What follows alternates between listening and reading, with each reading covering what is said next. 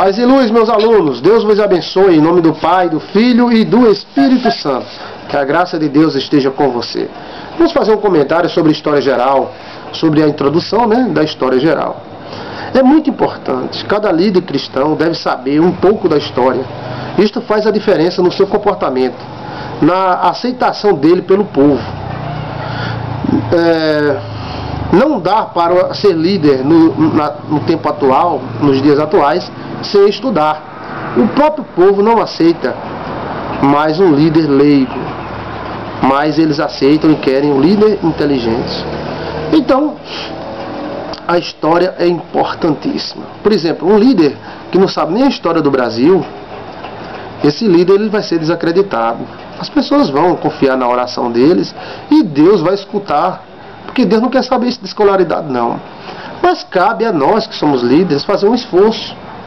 Eu sei que a história, o estudo e a teologia não é acessível a muita gente devido à localização, a lugares que são distantes, difíceis para você estudar, mas agora chegou o momento.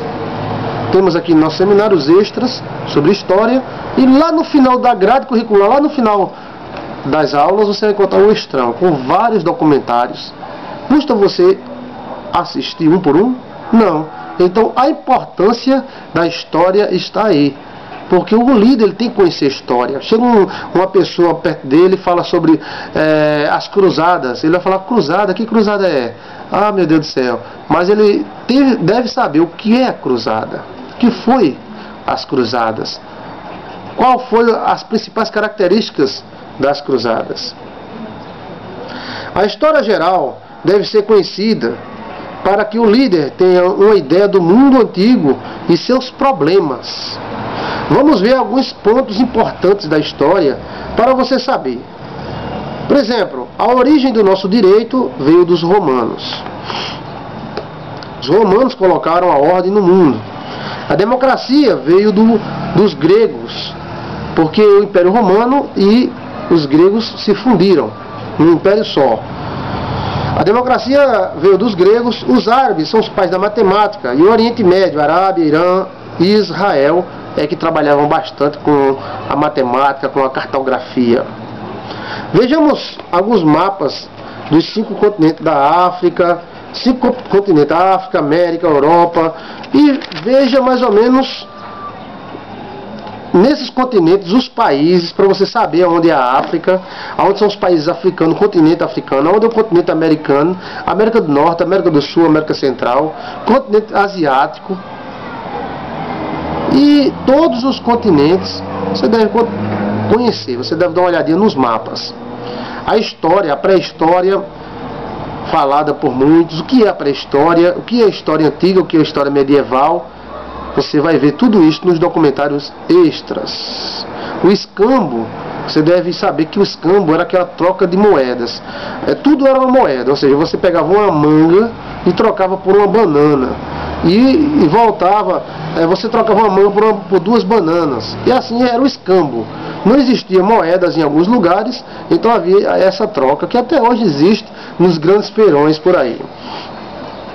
O feudalismo foi um sistema onde existiam senhores feudais que eram os donos da terra, os poderosos, e esses donos da terra alugavam essa terra e cobravam o chamado foro.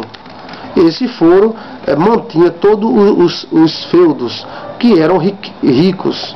O capitalismo é um sistema que nós estamos hoje, que começou há muito tempo atrás. Existiam sistemas tribais no passado, ou seja, todas as nações eram uma tribo. Por exemplo, Israel era uma tribo. Hoje é uma nação que é a mesma coisa.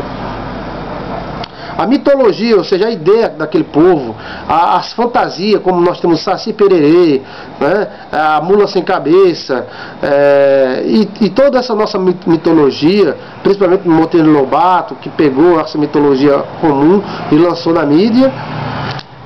Esses povos também tinham mitologias e deuses e histórias. Nosso calendário passou a ser contado a partir do nascimento de Cristo, isso é importante.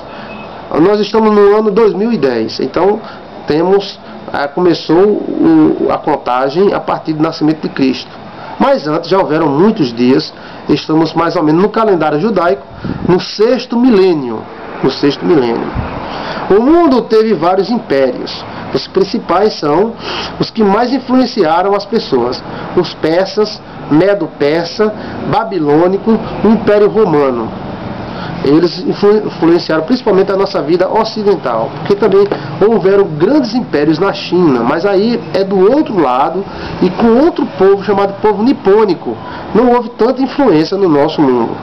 A renovação protestante aconteceu em outubro de 1500 na Alemanha por um monge chamado Lutero. O mundo medieval, com exceção do mundo árabe, foi dominado pelo Império Romano. Então o Império Romano foi o maior império que já se viu falar em todos os tempos. Lá no Estrão você vai encontrar sobre o Império Romano vários documentários. A década de 1500 foi a época das descobertas.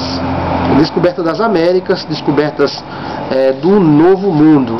Existe a ideia do Velho Mundo, que são os países antigos, da Europa, Ásia, e do Novo Mundo, que são os países da América.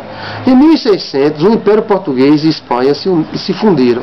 Então aí já entramos na nossa história das Américas. Então em 1600, o Império Português e Espanhol se fundiram num império só. De sorte que houve vários domínios, que um rei dominava tanto Espanha como Portugal. Então se chamava Império Luso-Espanhol. A cultura europeia, ela teve um avanço muito grande depois de 1500, com a